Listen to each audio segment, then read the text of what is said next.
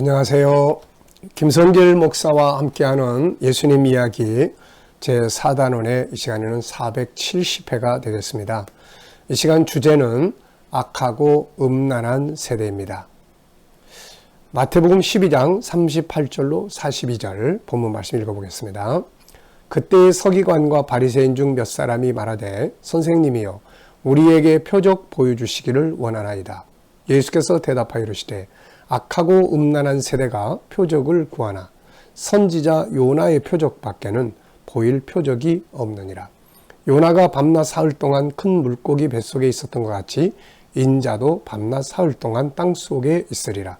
심판때에 니느웨 사람들이 일어나 이 세대 사람을 정죄하리니 이는 그들이 요나의 전도를 듣고 회개하였음이거니와 요나보다 더 큰 이가 여기 있으며 심판때에 남방여왕이 일어나 이 세대 사람을 정죄하리니 이는 그가 솔로몬의 지혜로운 말을 들으려고 땅끝에서 왔음이거니와 솔로몬보다 더 큰 이가 여기 있느니라.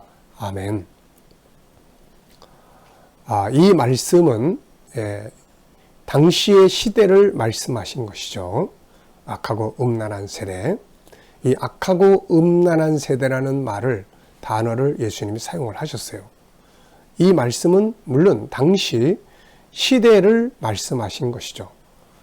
자, 그런데 예수님이 만약 오늘 우리 이 시대를 보신다면은 무엇이라고 말씀을 하실까요? 아마도 더 악하고 음란한 세대 이렇게 말씀하지 않을까 싶습니다. 우리는 지금 그 어느 때보다도 악하고 음란한 세상을 살아가고 있습니다. 성적 타락은 그 어느 때보다도 심각하고 사람들의 인성은 어린아이 어른할 것 없이 인성, 하나님의 형상, 성품은 다 망가져가고 있는 거죠. 자, 이러한 때에 우리가 어떻게 살아야 하고 또 우리 자녀들을 어떻게 교육을 해야 할까요? 자, 우리가 먼저 기억을 해야 될 것은 이 악하고 음란한 세대의 역사에 대해서 우리가 한번 살펴볼 필요가 있습니다. 악하고 음란한 세대의 역사는 어떻게 출발을 했고 이게 어떻게 끝날 거냐, 이 역사에 대해서 한번 좀 살펴보려고 합니다. 자, 하나님이 처음에 창조하신 사람과 세상은 선하고 아름다웠죠.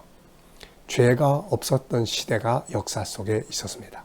그게 바로 창세기 1장, 2장의 시대였죠. 하나님의 형상대로 지음받은 인간, 하나님의 능력으로 지음받은 세상, 그리고 선하고 아름다운 창조의 질서들이 움직이는 에덴 동산에서는 죄가 없었고 선하고 아름다운 삶이 이루어졌습니다. 자, 그런데 창세기 3장에서 마귀가 등장을 합니다. 뱀을 통해서 사람을 미혹하고 그리고 인간은 죄를 짓고 하나님과의 영생의 언약을 파괴시키고 에덴에서 결국 쫓겨나게 됩니다. 자, 그래서 이제 창세기 4장서부터 이제 에덴에서 쫓겨난 이후의 인류의 역사가 출발을 하죠.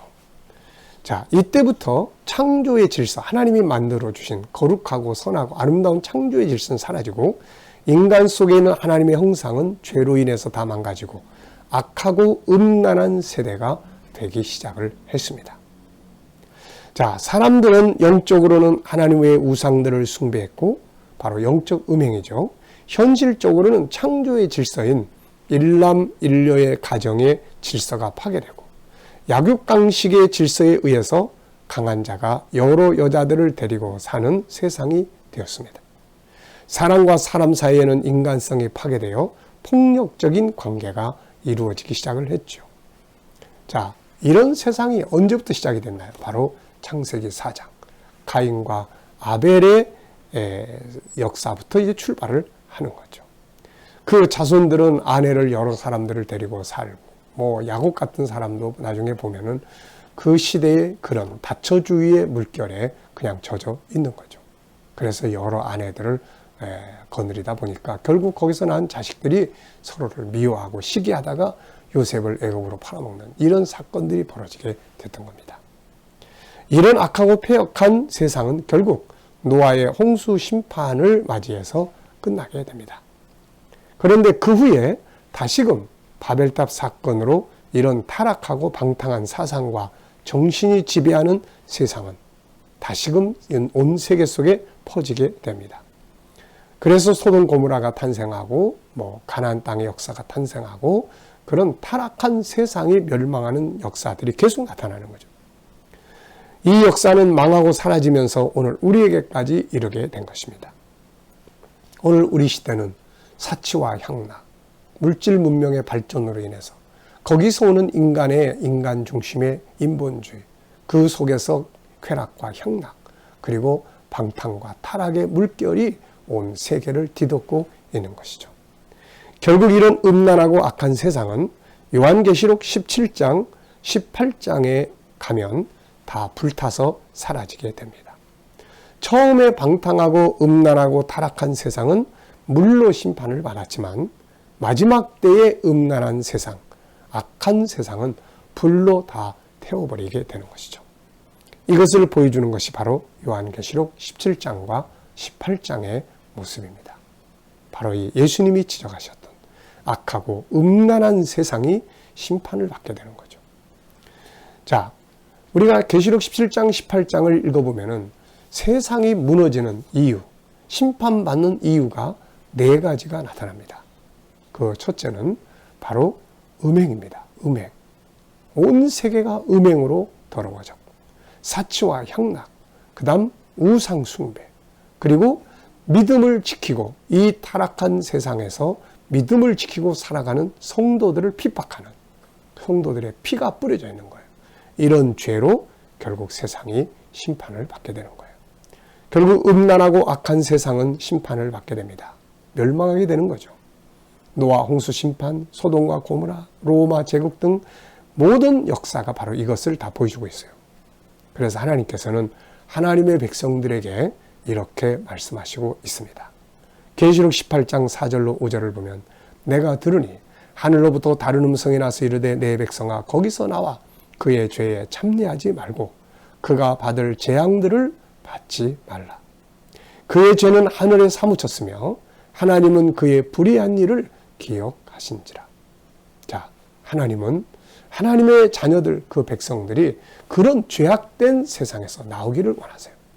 그렇다고 해서 어느 산속에 들어가서 그냥 집 짓고 살라는 그런 말씀이 아니라 이 악한 문화, 죄악된 풍습 이런 데서 나오라는 거죠. 네. 하나님은 소돔성에서 롯과 그의 가족들 나가라고 하셨어요. 그 타락한 소돔성에서 나가라. 그래야 산다. 노아에게는 방주를 만들어서 그 안으로 들어가라고 하셨습니다. 애굽에서 방탕과 타락에 젖어 있던 이스라엘 백성들에게는 새로운 땅으로 가라고 말씀을 하셨죠.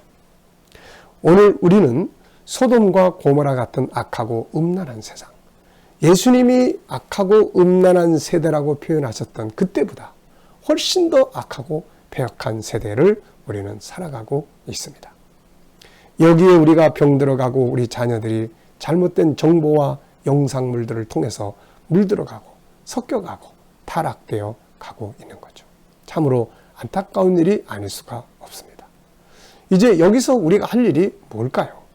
그렇다고 달나라에 가 살 수도 없고 그렇다고 세상 교육을 못 받게 할 수도 없고 이런 속에서 우리는 어떻게 살아야 할까요? 가장 중요한 것은 예수 그리스도 편에 그리스도 안에 자꾸 가까이 가야 합니다. 예수 안에 들어오면 음란하고 패역한 이 세상에서 자기를 지켜갈 수가 있어요. 죄를 지었을 때는 빨리 십자가 앞에서 회개하고 용서받아야 되고 말씀과 묵상과 이 기도를 통해서 영성을 키워가야 하고 무엇보다도 잘못된 것들을 이런 걸 구별할 수 있어야 돼. 저건 죄야. 문제는 죄를 지면서도 그걸 죄라고 느끼지 못하는 게 문제란 말이죠. 그래서 저건 죄야. 그러면 용서받을 수 있는 거니까요. 구별할 수 있어야 됩니다. 또 때로는 요셉처럼 유혹을 받을 때 단호하게 거절해야죠.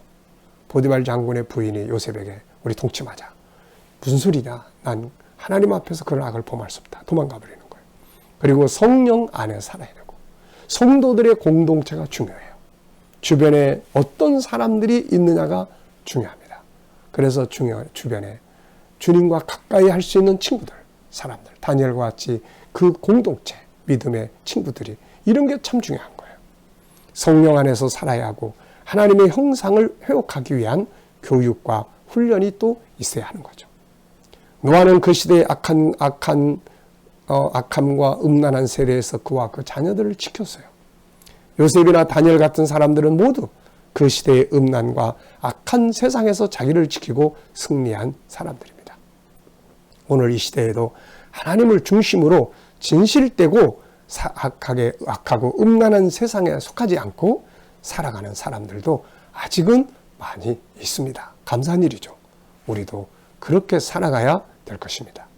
음란하고 패역한 세대에서 믿음을 따라 말씀과 성령의 인도를 따라서 승리할 수 있는 것이 참 중요하고, 어려서부터 아이들에게 신앙교육이 참 중요하고, 가정이 신앙화되는 것이 참 중요하고, 그걸 위해서 서로 소통할 수 있는 이런 가족 간의 관계가 참으로 중요하게 되겠습니다. 이 시간 말씀 여기서 마치겠습니다. 감사합니다.